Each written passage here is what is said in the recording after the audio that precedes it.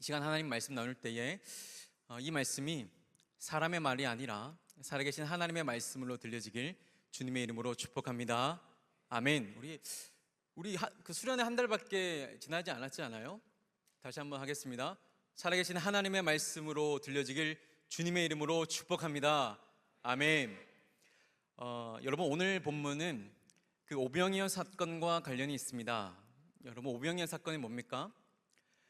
예수님은 이미 이때에 인기가 상당히 많았습니다. 그래서 수많은 사람들이 예수님을 따라다녔죠.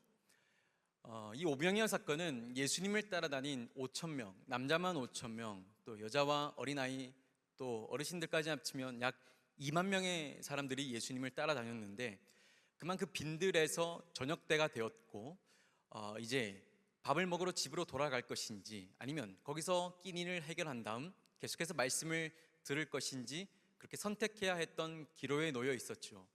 그럴 때에 제자들이 가지고 있는 이 물고기 2마리와 떡 5개를 예수님 앞에 가지고 나옵니다. 그리고 예수님은 그 가지고 나온 이 작은 음식에 축사하시고, 그 작은 음식을 가지고 2만 명이나 되는 사람들을 배불리 먹이시고 또 남기시지요. 여러분, 오병이어의 기적을 경험한 사람들은 그 자리에서 예수님을 어떻게 하고자 했는가? 왕으로 삼고자 했습니다. 왜냐하면 그들이 예수님을 왕으로 삼고자 한 그 이유는 예수님이 자신들의 영적 구원자로서가 아니라 예수님을 강제로 왕 삼아 자신들의 굶주린 배를 채우기 위함이었습니다.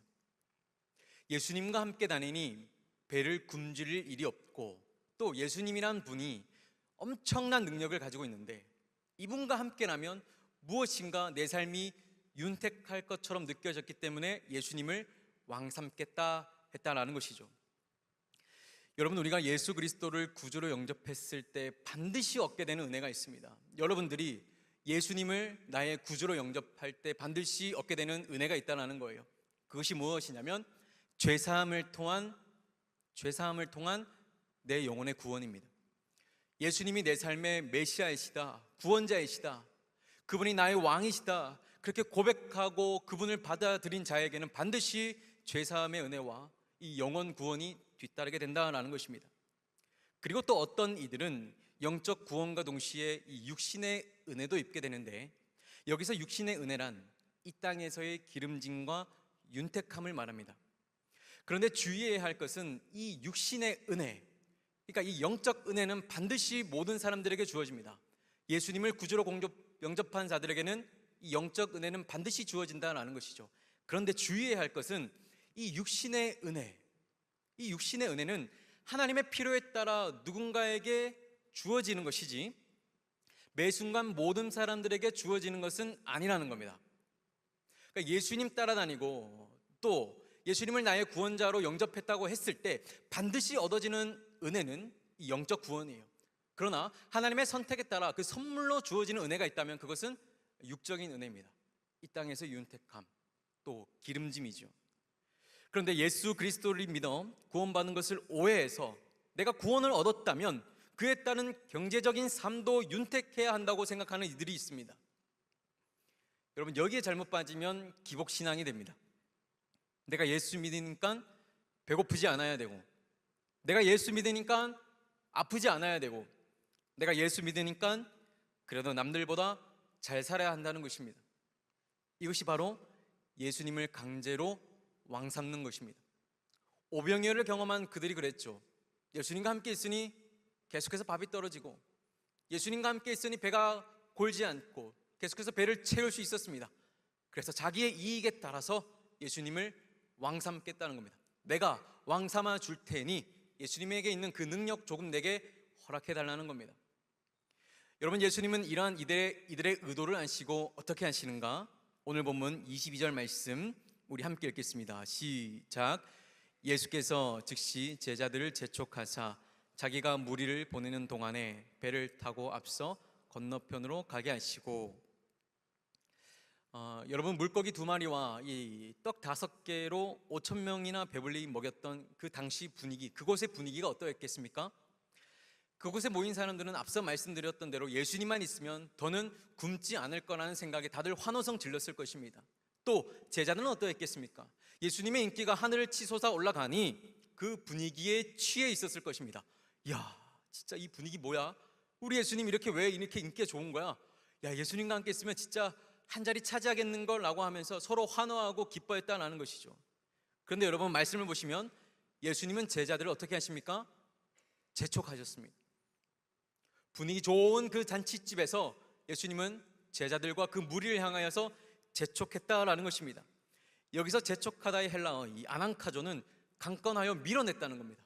강하게 아주 푸시하면서 밀어냈다라는 것이죠. 다시 말해 예수님은 제자들을 어디로 밀어 넣으셨습니까? 배로 밀어 넣으셔서 배 타고 건너편으로 가라고 강건하여 밀어내셨다는 것입니다. 그리고 또 2만 명이나 되는 무리를 향해서도 어떻게 하셨다고요? 밀어 넣으시며 집으로 돌아가라고 말씀하셨다는 거예요. 여러분, 앞서 말씀드린 대로 분위기가 어떠했습니까? 굶고 있었어요. 이제 집으로 돌아가야 하나, 아니면 마을에 가서 먹을 것을 사와야 하냐라는 그 시점에서 예수 그리스도께서 아주 작은 음식을 가지고 5,000명, 2만 명이나 되는 사람들의 배를 채워주셨습니다. 아주 분위기가 좋았습니다. 아주 은혜로운 현장이었어요. 그런데 예수님께서 어떻게 하시는가? 제자들을 강건하여 밀어내시며 재촉하셨고, 그리고 사람들 또한 혼내듯이 마치 집으로 돌려보내셨다라는 것입니다. 왜냐? 그들이 예수님 자신이 이 땅에 온 이유를 자기들 마음대로 왜곡시켰기 때문입니다. 예수 그리스도의 사역을 자기들이 이해한 대로 왜곡시켰기 때문이에요. 예수님이 이 땅에 오신 이유는 분명 목적이 있는데, 예수님이 은혜를 베풀어 주니까 기분이 좋아서 이거 나한테 조금 이득이 되겠는데 라고 생각하면서 자기들 마음대로 주장하면서 바꾸어 버렸다는 거예요. 예수님 오셨군요, 우리의 필요나 좀 채워주십시오 라고 예수님이 오신 목적을 왜곡시켰다라는 것입니다. 여러분, 예수님이 이 땅에 오신 이유가 무엇입니까? 예수님이 이 땅에 오셔서 우리 가운데 구원의 은혜를 베풀어 주시고, 또 때로는 이 육적인 은혜로 베풀어 주셔서 삶을 윤택하게도 하시고 또 삶을 형통하게도 하시는 그 이유가 무엇입니까? 여러분, 예수님이 이 땅에 오신 이유는 우리의 죄를 사하시고 구원하여 영원한 하나님 나라를 선물로 주시려고 예수님이 오신 것입니다. 여러분, 구원의 본질이 무엇입니까? 구원의 본질은 먹고 사는 것으로부터의 구원이 아닙니다. 많은 이들이 이 교회에 다니면 무엇인가 삶이 윤택해질 것 같아서 신앙생활을 하는 이들이 있습니다. 그런데 구원의 본질은 우리의 어떠한 삶으로부터의 구원을 말하는 것이 아니에요. 우리의 어떠한 경제적인 부분에서부터의 구원을 말하는 것이 아니라는 겁니다. 어떤 이들은 예수님을 믿으면 부유해져야 한다고 말하는 이들이 있어요. 예수 믿으면 지혜를 받잖아요. 이 지혜 받으면 똑똑하니까 세상 사람들이 생각하지 못하는 거 빨리 캐치해가지고 내가 쟁취해가지고 부자가 된다는 거예요. 하지만 여러분, 예수 그리스도를 믿는 것과 부유함은 그렇게 상관관계가 없습니다. 엮을래야 엮을 수가 없어요. 엮어지지가 않습니다. 예수님을 믿어도 가난할 수 있고 또 부유할 수도 있는 것입니다. 중요한 것은 가난할 때도 제자다운 모습을 잃지 않는 것이고, 부유할 때도 재물의 권세에 마음을 빼앗기지 않는 것이 더 중요한 것이죠. 그렇다면 여러분, 구원의 본질이 무엇입니까? 예수님이 육신의 몸으로 우리에게 오셨다는 사실에서 그 답을 찾을 수가 있습니다. 자기 생명을, 예수님 자신의 생명을 우리의 생명 대신 하나님 앞에 내준 바 되어 우리를 죄와 사망으로부터 구원하시는 것, 여러분, 이것이 우리가 믿는 구원의 본질입니다. 예수 믿고 구원받으면 윤택해져야 된다, 배를 굶지 않아야 된다, 아프지 않아야 된다, 암도 안 걸려야 된다, 하는 것마다 다 사업이 잘 돼야 된다. 여러분, 엮지 마십시오. 예수님이 재촉하십니다. 집으로 돌아가라고 말씀하십니다. 떠나라고 말씀하십니다. 이 자리가 상당히 위험하니 피하라고 말씀하십니다. 올바른 신앙이 아니라고 주님이 우리에게 재촉하십니다. 다시 말씀으로 돌아가면 제자들을 건너편으로 보내시고 예수님은 어떻게 하시는가? 우리 본문 23절 말씀 우리 함께 읽겠습니다. 시작. 무리를 보내신 후에 기도하러 따로 산에 올라가시니라. 저물매 거기 혼자 계시더니, 예수님은 제자들과 무리를 보내신 후 홀로 기도하러 가셨습니다. 예수님께서 따로 기도하러 가신 이유는 배를 타고 간 제자들과 관련이 있습니다. 제자들을 배에 태워서 먼저 건너편을 보내시죠. 그리고 기도하러 가시는데 예수님께서 기도하신 이유는 속상해서 기도하신 것이 아니에요. 하나님, 이 인간들이 내가 온 이유도 알지 못하고 저렇게 자기들 마음대로 주장하고 있어요. 하나님, 나 속상해요. 어떻게 하면 좋죠? 그것 때문에 간 게 아니라는 거예요. 예수님이 기도하러 가신 그 이유는 배를 타고 간 제자들과 관련이 있다라는 것입니다. 앞으로 일어날, 제자들에게 일어날 그 일, 배를 타고 갔을 때에 일어날 그 일이 만만치 않기 때문에 주님은 기도하러 가셨다라는 것이죠. 이것을 다시 정리하면 제자들은 5천 명을 먹이신 예수님을 보며 한껏 미소를 지었습니다. 이들은 예수님이 이 땅에 오신 이유가 자신의 굶주림을 채워주고 또 삶의 윤택함을 이뤄주시려고 오셨다고 착각했죠. 그래서 기뻐했습니다. 즉, 이러한 제자들의 잘못된 신앙을 바로잡기 위해 예수님은 그들을 어떻게 하시는가? 배에 태워 보내시는데, 그 잘못된 신앙을 바로잡는 과정이 험난하기에 그의 믿음이 떨어지지 않도록 예수님이 어떻게 하셨다는 거예요? 기도하셨다는 겁니다. 제자들이 자기들 마음대로 생각해서 막 희그닥거리고 기뻐하면서, 야, 여기가 천국이다, 우리 이대로 있자, 움직이지 말자, 이대로만 쭉 가자고 하시면서 그렇게 즐거워하고 있을 때에 예수님은 그들의 신앙이 잘못됨을 아시고 재촉하여 배에 태워 보내시는데, 배에 태워 보내시는 그 이유가 그들의 잘못된 신앙을 바로잡기 위함이라는 거예요. 그런데 그 바로잡는 과정이 너무나도 험난하기에 주님이 그들을 위해서 기도하셨다는 것입니다. 오늘 본문과 이 병행 구절인 마가복음 6장 47절을 보면 예수님은 기도하신 후 해변으로 내려오셨습니다. 무태에 계셨다고 기록하고 있어요. 그런데 예수님은 어떻게 하시는가? 제자들이 어떻게 이 과정을 지나고 있는지 보고 계셨다고 기록하고 있습니다. 기도하시고, 그들 위해서 기도하시고, 그 풍랑이 있는 그 배를 보면서, 제자들이 타고 있는 그 배를 해변 무태에서 보고 계셨다라는 것입니다. 즉, 훈련받는 그들을 위해서 기도하시고 그 모습을 멀리서 지켜보고 계셨다라는 것이죠. 여러분, 이것이 아버지의 마음입니다. 자녀들이 올바른 신앙관을 가지도록 험난한 과정에, 그 고난 가운데, 시련 가운데, 시험 가운데 보내시지만 그들이 그 과정을 무사히 지나도록 기도하시고 지켜보신다는 것. 여러분, 우리는 인생을 살아가다 보면 때론 험난한 과정을 지나기도 합니다.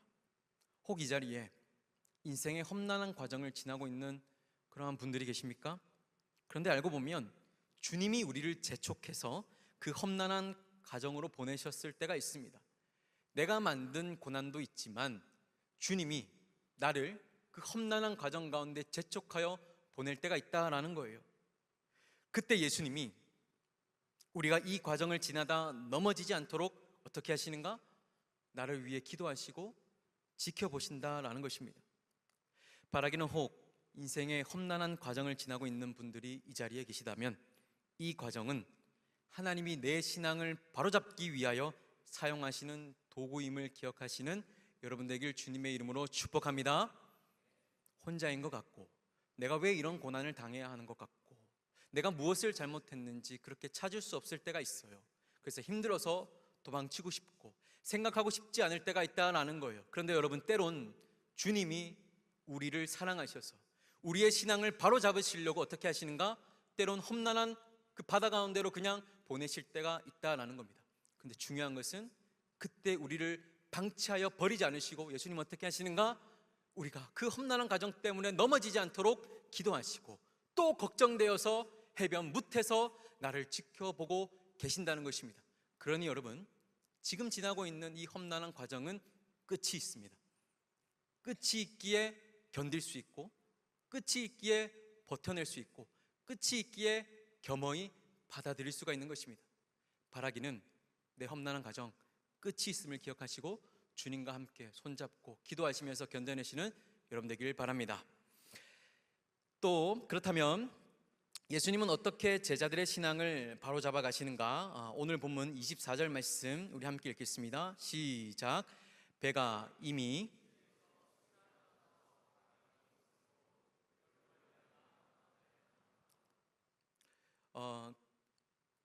당시 제자들이 건너고 있던 곳은 오늘날 갈릴리 호수입니다.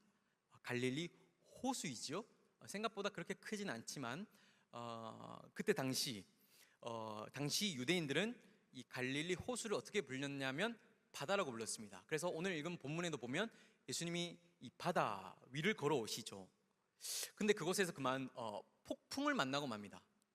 근데 여러분 생각해 보면 바다도 아니고 그렇게 규모가 크지도 않는데 무슨 폭풍이 일어날 수 있나?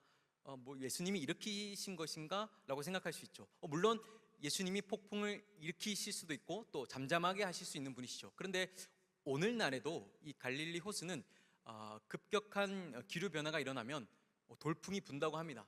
그때도 하나님의 여러 계획 가운데 주님이 그렇게 하셨을 수도 있지만 또 그 기후 상황을 통하여서 돌풍이 일어날 수 있었다라는 것이죠.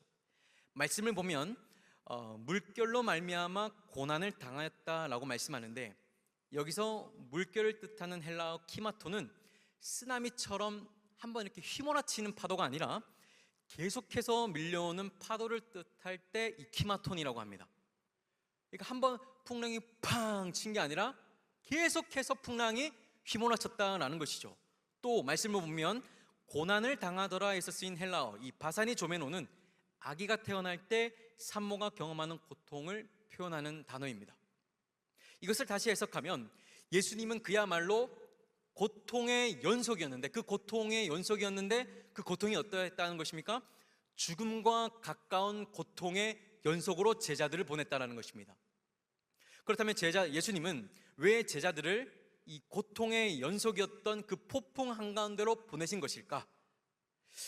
아까 말씀드린 대로 이 성경을 보면 갈릴리 바다라고 표현하고 있죠. 근데 여러분 당시 이 성경이 기록된 당시 이 바다는 막이나 좋지 못한 것들이 깃들어 있는 곳으로 바다를 생각했습니다. 그래서 요한계시록에 보면 마지막 날에 하나님 백성들을 유혹하는 그 이무기가 어디서 올라옵니까? 바다에서 올라오죠. 그 유대 사상에는 바다는 곧 세상을 뜻했습니다. 또 그래서 성경에서 세상을 뜻하는 표현으로는 바다를 그렇게 지칭할 수 있죠. 또 풍랑이 이렇죠. 이 풍랑이라고 하면 이 풍조를 뜻하는데 이 풍조는 사회가 주도하는 가치관, 생활 양식, 시대의 유행을 뜻하는 것이 이 풍조입니다. 풍랑은 곧 풍조, 사회적인 가치관과 그러한 질서. 그래서 제자들이 바다에서 풍랑을 만나죠. 바다는 세상, 풍랑은 풍조. 그래서 제자들이 만난 것은 무엇을 만났다는 것입니까? 세상 풍조를 만났다는 것입니다. 제자들이 세상 질서의 그 휘몰아침을 만났다는 것이죠. 여러분 세상 풍조가 어떻게 제자들에게 휘몰아쳤습니까? 가만히 있는데 그냥 휘몰아쳤습니까? 오병이어 사건을 보십시오. 무리가 예수님을 바지 사장으로 세워놓고 자기들 마음대로 주도해서 자기들 생활 양식에 맞게 이용해 먹겠답니다. 여러분 이것이 세상 풍조입니다. 풍조가 뭡니까? 사회가 주도하는 가치관, 그에 맞는 생활 양식, 시대적 유행입니다. 제자들이 세상 풍랑, 이 세상 풍조를 만났다고 했죠. 오병이어를 보십시오. 기적이 일어났을 때 자기들이 마음대로 주도해서 왕으로 삼기로 하고 또 자기들의 생활에 맞게 배를 채워달라고 하죠. 그렇게 예수님을 이용해 먹겠다라고 합니다. 여러분 이것이 세상 풍조입니다. 이 세상 풍조가 얼마나 강력하게 그리스도인들에게 휘몰아치는지 감히 막을 수도 없고 저항할 수도 없다라는 겁니다. 오병이어라는 그 은혜의 장소에 순식간에 세상 풍조가 휘몰아쳤던 것입니다. 여러분 그렇습니다. 예수님은 지금 세상 풍조 한가운데 제자들을 보내시죠. 그러면서 무엇을 말씀하시는 것입니까? 이 세상 풍조가 이 은혜 현장 가운데 너희도 모르게 순식간에 너희를 휘몰아칠 것이다. 그것은 끊임없이 연속해서 어떠한 고통을 감내하더라도 너희를 휘몰아치고 덮으려고 할 것이고 너희를 잡아 끌어내릴 것이다 라고 주님은 이렇게 말씀하고 있는 것입니다. 그렇습니다 여러분. 세상 풍조는 끊임없이 주님을 이용해서 내 배를 채우라고 말씀합니다. 내가 예수 믿어지면 경제적 부도 따라와줘야 하고 또 예수 믿으면 병도 없어야 하고 고난도 없어야 하는 것 아니냐고 주구장창 그렇게 우리에게 휘몰아칩니다. 여러분 예수님이 이 땅에 오신 이유가 우리를 배부르게 하시려고 오신 것입니까? 우리의 삶을 윤택하게 하셔서 사회적으로 부족함이 없도록 하시기 위해서 오신 것입니까? 여러분 이러한 것들은 다 세상 풍조입니다. 예수님께서 이 땅에 오신 이유는 단 한 가지 목적으로 우리 가운데 오셨습니다. 우리를 죄와 사망으로부터 구원하시고 저 영원한 하나님 나라를 주시려고 이 땅에 오신 것입니다. 우리에게 샬롬과 평안과 안식을 주시려고 이 땅에 오신 것입니다. 우리의 배를 채우려고 이 땅에 오신 것이 아니라는 거예요. 그런데 여러분, 세상 풍조는 어떻다라는 거예요? 세상 풍조, 예수님을 이용해서 네 배를 채우라고 말씀한다라는 거예요.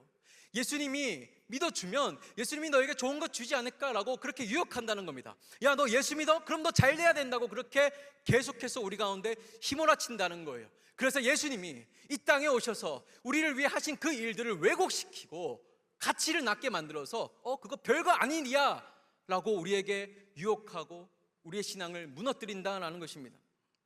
말씀을 보십시오. 본문 25절, 밤 사경에 예수께서 바다 위로 걸어서 제자들에게 오시니, 말씀을 보면 밤 사경에 예수님이 제자들에게 찾아왔습니다. 밤 사경은 오늘날 새벽 3시부터 6시 사이로 해가 뜨기 전에 가장 깊은 밤을 뜻합니다. 다시 말하면 제자들은 초저녁부터 깊은 새벽까지 풍랑에 시달렸습니다. 이러한 풍랑에 시달리고 있을 때 누가 그들에게 찾아왔습니까, 여러분? 가장 깊은 밤, 가장 외롭고 가장 고통스러웠던 그때 누가 찾아왔습니까? 예수님이 바다 위, 세상 위로 걸어서 제자들에게 찾아오셨습니다. 예수님은 지금 이것을 깨닫게 하시려고 폭풍이 부는 바다 위를 걸어오신 것입니다. 내가 이 땅에 온 것은 죄와 사망에 허덕이는 너희를 구원하기 위하여 왔다. 가장 깊은 밤, 너희가 가장 깊은 죄악 속에 있을 때 너희를 구원하기 위하여 내가 이 땅에 왔다라는 것입니다. 너희가 밤새 폭풍을 겪은 것처럼 예수님 자신을 통한 구원이 없는 인생은 절망이고 소망 없이 죽어가는 인생이라는 것을 알게 하시려는 것입니다. 그래서 그들을 밤새도록 허덕이게 하신 것입니다. 그들이 예수 그리스도를 믿기 전 어떠한 인생을 살았는가를 깨닫게 하신 것입니다. 여러분들이 예수 그리스도를 알기 전에 여러분들의 인생이 어떠했습니까? 태어날 때부터 신앙생활 하신 분들이 혹 이 자리에 계십니까? 여러분들이 만약 예수 그리스도를 알지 못했다면, 예수 그리스도가 여러분들의 구주가 아니라면 여러분들의 인생이 어땠겠습니까? 여러분들의 인생은, 저나 여러분들의 인생에 예수 그리스도가 없다면 늘 몰아치는 그 세상 풍조 때문에 이리 밀리고 저리 밀려서 고통을 부르짖고 살 수가 없어서 너무 괴로워서 삶의 절망과 소망이 없는 상태로 살아가는 인생들이었다라는 것입니다. 그런 소망 없고 가장 깊은 인생의 어둠을 지나고 있는 우리에게 누가 오셨다는 것입니까? 예수 그리스도가 오셨다는 것입니다. 여러분, 바다는 세상이라고 했고 폭풍은 풍조라고 했습니다. 제자들이 바다에서 폭풍에 시달렸으니 그들이 밤새 시달린 것은 세상 풍조이지요. 여러분, 이어서 말씀을 볼까요? 오늘 본문 26절 말씀 우리 함께 읽겠습니다. 시작. 제자들이 그가 바다 위로 걸어오심을 보고 놀라 유령이라 하며 무서워하여 소리 지르거늘. 예수님이 바다 위를 건너서 제자들에게 다가오셨죠. 그런데 제자들이 예수님을 알아보지 못합니다. 그렇다면 제자들은 왜 예수님을 알아보지 못한 것일까? 우리가 함께 계속 나눴던 말씀을 통해서 힌트를 얻을 수가 있습니다. 그 이유가 무엇이냐면 계속해서 세상 풍조에 노출되고 휘몰아치다 보니까 이 제자들의 영적인 눈이 완전히 가려졌기 때문입니다. 초저녁부터 가장 깊은 밤까지 세상 질서에 완전히 노출되었다는 거예요. 그러다 보니 그 두려움이 사로잡혀서 세상 속에 손을 내밀어서 그들의 영적인 눈이 완전히 갈라져서 그들 가운데 찾아오신 예수님을 알아보지 못했다라는 것입니다. 여러분, 풍조는 사회가 주도하는 가치관이라고 했습니다. 풍조, 사회가 주도하는 가치관. 여러분, 우리 삶의 자리를 돌아보면 대부분 사회가 주도하는 가치관들 뿐입니다. 저나 여러분들의 삶을 이렇게 들여다보면 세상의 가치관, 사회가 주도하는 가치관들이 대부분 주를 이루고 있습니다. 그러다 보니 우리 삶의 패턴은 세상 풍조에 더 익숙해져 있습니다. 그러니까 사회가 주도하는 가치관에 더 익숙해져 있다라는 것이죠. 다시 말해 사회가 주도하는 가치관이 말씀이 주도하는 가치관보다 더 익숙하고 편할 때가 많다는 겁니다. 노출되는 시간이 훨씬 더 많아서 그래요. 그래서 오랜만에 예배하러 나오면 마음 문이 잘 열리지 않아요. 왜냐하면 왜 그럴까요? 제자들이 밤새 세상 풍조에 노출되어서 영적인 눈이 가려졌던 것처럼 우리 또한 이 사회가 주도하는 질서에 더 많이 노출되어 있다 보니까 예배하러 와도 우리의 마음이 닫혀 있을 때가 참 많이 있다라는 것이죠. 그리고 참 어색해요. 이 하나님 나라 질서 안으로 들어왔음에도 불구하고 이 질서가 참 어색하다는 거예요. 그럼 목사님은 세상에서 잘 되지 말라는 건가? 아니요, 그 말을 하는 게 아니에요. 예수님이 오신 그 복음의 능력의 목적을 왜곡하지 말라는 겁니다. 그런데 그것이 참 어색하다라는 거예요. 왜 그렇습니까? 나도 모르게 사회가 주도하는 가치관이 더 편해졌기 때문이에요. 내가 누군가를 지지해주면, 내가 투표를 하나 하더라도 내가 그 사람을 위해서 도왔기 때문에 무엇을 얻을 수 있는 것 아닌가라고 생각하는 이 사회가 주도하는 그 질서 가운데 예수 그리스도는 예수 그리스도를 통하여서 내가 부자가 되는 것이 아니라고 말씀하시는 이 하나님 나라의 가치관이 되게 어색하고 좀 불편하고 좀 믿어지지 않을 때가 있다라는 것이죠. 여러분, 혹 이 자리에 하나님 나라 가치관이 불편하게 느껴지거나 또는 예배 자리가 어색하게 느껴지는 분들이 계시다면 오늘 여러분들의 가려진 영적 시각이 예수 그리스도로 말미암아 회복되어지길 주님의 이름으로 축복합니다. 오늘 이 말씀은 여러분들에게 하시는 말씀입니다. 저와 여러분 어디에 익숙해져 있습니까? 하나님 나라 가치관, 그 말씀으로 사는 것에 익숙해져 있습니까? 아니면 풍조, 사회가 주도하는 그 질서에 익숙해져 있습니까? 우리가 세상이 주도하는 그 질서에 익숙해져 있다면 우리 영적인 눈은 가려질 수밖에 없습니다. 영적인 눈이 가려진 상태로는 오늘 이 자리에 성령님이 오셔도 어떻게 됩니까? 알아보지 못합니다. 성령이 그 사람 마음 앞에서 그 문을 아무리 두드려도 응답할 수가 없습니다. 왜냐?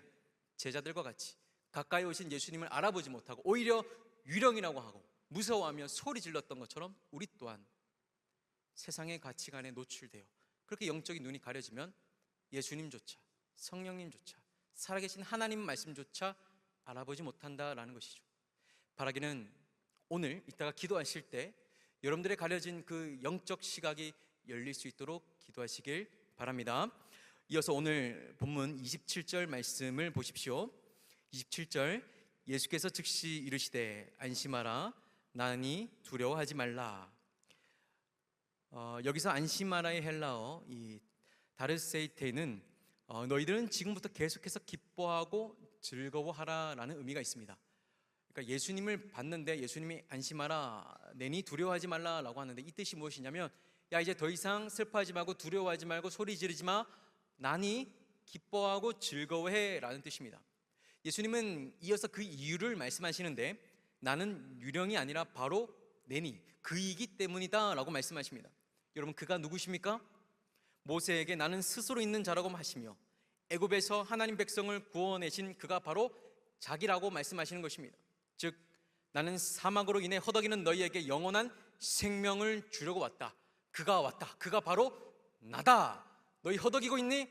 근데 이제 더 이상 슬퍼하고 두려워하고 소리 지르고 낙심하지 마. 기뻐해, 즐거워해. 왜?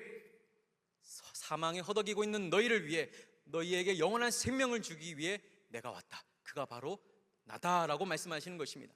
그러니 더 이상 세상 풍조 때문에 허덕이지 마라. 세상이 뭐라고 얘기하든지 간에 네 믿음 흔들리지 말라는 것입니다.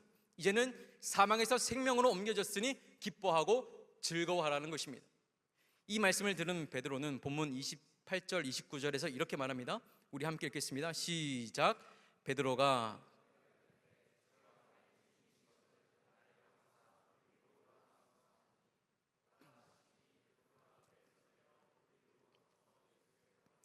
또 이어서 말씀을 보면 본문 30절, 바람을 보고 무서워 빠져가는지라 소리 질러 이르되 주여 나를 구원하소서 하니. 예수님의 말씀을 들은 베드로는 주님이시면 제가 걸어가겠습니다. 제가 보니 주님이에요. 주님, 저도 이 물 위를 걷겠습니다. 더 이상 두려워하지 않겠습니다 라고 하면서 그렇게 걸어간 거예요. 그런데 여러분 어떻습니까? 본문을 보면 옆에 있는 바람을 보고 무서워하며 두려워했습니다. 그러자 베드로가 물에 빠져가게 되죠. 여기서 보고에 해당하는, 바람을 보고해서 보고에 해당하는 헬라어 이 플레폰과 이 무서워에 해당하는 에포베네는 동시에 일어난 사건으로 기적하고 있습니다. 그러니까 보자마자 두려웠다는 거예요. 동시에. 거의 동시에 일어났다고 기록하고 있죠. 다시 말해 베드로가 이 거친 바람 쪽으로 시선을 돌리자마자 두려움에 사로잡히는 것입니다. 여러분, 우리는 언제 두렵습니까? 우리가 그리스도인으로 살아가면서 언제 두렵습니까? 우리가 완전히 세상 속에 있을 때는 두려움이 없어요. 근데 언제 두렵냐면 하나님 말씀 붙잡고 살아갈 때 두려움이 찾아와요. 베드로를 보십시오. 예수님께 나도 물 위를 걸어서 가겠습니다. 그렇게 걸어갈 때 옆에 있는 바람 때문에 두려워진다라는 거예요. 우리도 마찬가지죠. 여러분, 두렵지 않습니까? 신앙생활 하다가 두려워질 때가 있어요. 넘어질 때가 있다는 거예요. 왜 넘어집니까? 내가 그래도 예수님 말씀 잡고 붙잡고 허덕이더라도 가려고 하고 있기 때문에 두려워지는 것입니다. 여러분, 그럴 때 어떻게 해야 됩니까? 오늘 말씀을 보십시오. 그때 베드로는 예수님을 향하여 주여 나를 구원하소서라고 외칩니다. 여러분, 베드로의 이 외침을 보면 예수님이 제자들을 왜 재촉하여 보내셨는가를 알 수가 있습니다. 예수님이 이들을 재촉하신 이유는 이 풍랑에서 견디는 훈련을 하려고 보낸 것이 아닙니다. 야, 너희 풍랑에 가. 풍랑에서도 내가 너희를 살릴 거야 라고 하는 그런 훈련을 하시려고 보낸 것이 아니라는 거예요. 예수님이 이들을 재촉해서 풍랑 가운데 보내신 이유는 물에 빠져 죽어가는 자신의 상황을 통해 다시 깨닫게 하신 것입니다. 제 허덕이며 죽어가던 나를 구원하시려고 예수님이 이 땅에 오셨다는 것을 깨닫게 하시려고 재촉하셨던 것입니다. 여러분, 이 훈련이 마지막에 어떻게 끝나는가? 오늘 본문 32절 우리 함께 읽겠습니다. 시작. 배에 함께 오름에 바람이 그치는지라. 여러분, 말씀을 보면 베드로와 예수님이 배에 올라탔을 때 바람이 어떻게 되었다고 기록하고 있습니까? 그쳤다. 생각해 보십시오. 배가 있어요. 걷겠다고 했습니다. 그리고 일정 부분 걸었습니다. 예수님과 가까워졌어요. 그러다가 옆에 있는 바람을 보자 두려워졌습니다. 그래서 물에 빠져갔고 주여 나를 구원하소서라고 하며 예수님이 손잡아 주셔서 꺼내 주셨습니다. 그렇다면 여러분, 베드로와 예수님이 배 위로 올라탔을 때 바람이 그쳤다면 이들이 예수님과 베드로가 물 위로 걸어가는 동안 풍랑이 멈춰 있었다는 것입니까? 계속해서 거세게 몰아쳤다는 것입니까? 계속해서 거세게 몰아치고 있었다는 것입니다. 그런데 여러분, 베드로는 물에 빠지지 않습니다. 왜냐? 분명 바람과 파도는 그대로였습니다. 그러니까 세상 풍조는 걸어오는 동안, 예수님과 함께 걸어오는 동안 이 세상 풍조는 그대로였는데 그 풍랑이 베드로를 전혀 어떻게 할 수 없었다는 것이죠. 왜냐? 베드로가 예수 그리스도의 오신 목적을 이제 정확하게 알았기 때문이에요. 자기가 물에 빠져가면서 죽어갈 때 예수님이 손을 내밀어 붙잡으시거든요. 그 사건을 통해서 이제 명확하게 알았어요. 예수님이 왜 왔는지를 명확하게 알았다는 겁니다. 죄로 인하여 죽어가던 자신에게 예수 그리스도가 찾아오셨고 그분을 믿어 영원한 생명을 얻었다는 것을 베드로가 깨달았기 때문에 예수님과 함께 걸어오는 동안에도 여전히 파도는 치고 풍랑은 일었지만 그가 물에 빠지지 않았다는 거예요. 세상 풍조가 베드로를 휘어 감싸려고 했지만 물에 빠지지 않았다라는 것입니다. 사랑하는 여러분, 반주 한번 해주실래요?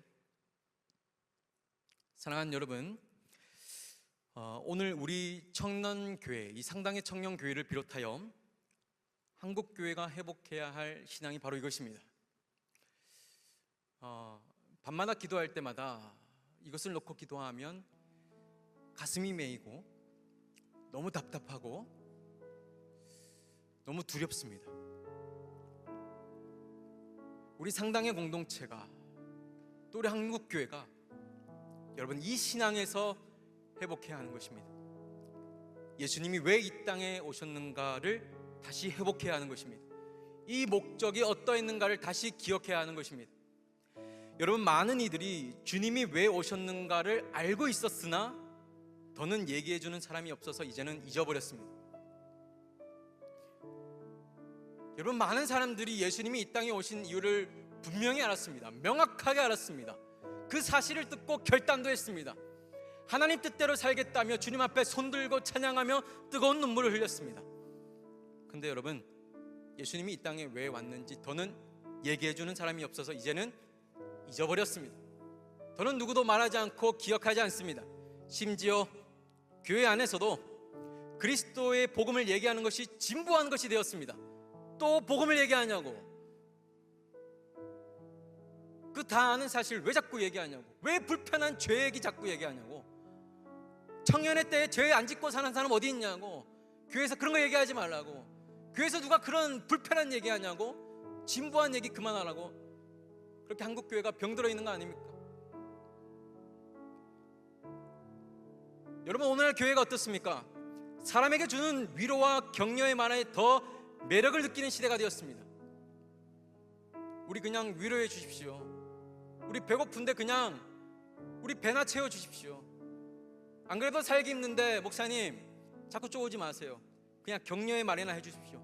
내일 갈 회사를 생각하면 가슴이 답답합니다. 그냥 좋은 말 해주십시오. 힘나는 말 해주십시오. 여러분, 우리 그러한 시대에 살고 있지 않습니까? 여러분, 저는 이것이 패역한 시대라고 생각합니다. 여러분, 교회 안에서 더 이상 복음의 진리를 선포하지 않고 사람에게 맞추어서 시대가 주는 그 가치관의 질서대로 따라가는 것, 마치 오병이어와 같이 세상 풍조가 우리에게 몰아칠 때 그것이 맞다라며 따라가는 그것이 저는 패역한 세대라고 생각합니다. 여러분, 우리가 회복해야 할 신앙이 무엇입니까? 베드로가 예수님과 함께 걸어오면서 경험했던 그날의 은혜입니다. 내가 예수님을 내 마음대로 주물렀던 그 죄된 모습들, 내 입맛에 맞추어 살아갔던 지난날의 모습들, 아, 그거 아니구나. 내가 예수님을 믿는다는 것, 내가 죄와 사망에 허덕이는 나를 구원하시려고 예수님이 이 땅에 오셨다는 것, 그 복음의 능력을 믿는 것, 이것이 신앙이구나. 여러분, 복음의 능력을 다시 깨달은 베드로는 더 이상 세상 풍조 때문에 흔들리지 않습니다. 요동하지 않습니다. 마음을 빼앗기지 않습니다. 시선을 돌리지 않습니다. 바라기는 여러분 모두가 저는 이러한 믿음의 소유자 되길 바랍니다. 여러분, 바람과 폭풍을 그쳐달라고 기도할 것이 아니라는 거예요. 세상에 나를 유혹하고 힘들게 하는 것들을 그쳐달라고 기도하는 것도 좋아요. 그런데 우리가 진정 구해야 할 것은 예수님이 베드로를 붙잡아 건져주시고 돌아왔을 때의 그 모습이에요. 베드로가 명확하게 깨닫자 더 이상 세상 풍조가 베드로를 어떻게 할 수가 없잖아요. 그죠? 우리가 회복해야 할 신앙이 바로 이것입니다. 하나님, 예수 그리스도가 이 땅에 왜 왔는지를 제가 다시 깨닫게 하여 주옵소서. 하나님, 회복하게 하여 주시옵소서. 내 마음대로 신앙생활하지 않게 하시고 주님이 이 땅에 오셔서 이루신 그 목적 깨닫게 하시고 그 십자가 앞에 날마다 나를 가져가며 하나님의 뜻대로 살기로 다짐하는 그 청년 되게 해달라고 여러분 그렇게 기도해야 하는 것입니다. 바라기는 오늘 선포된 말씀을 통해서 우리 신앙이 다시 올바르게 회복되어지고 어떤 세상의 가치관 앞에서도 흔들리지 않는 믿음의 사람들 다 되시길 주님의 이름으로 축복합니다. 이 시간 바로 기도했으면 좋겠습니다.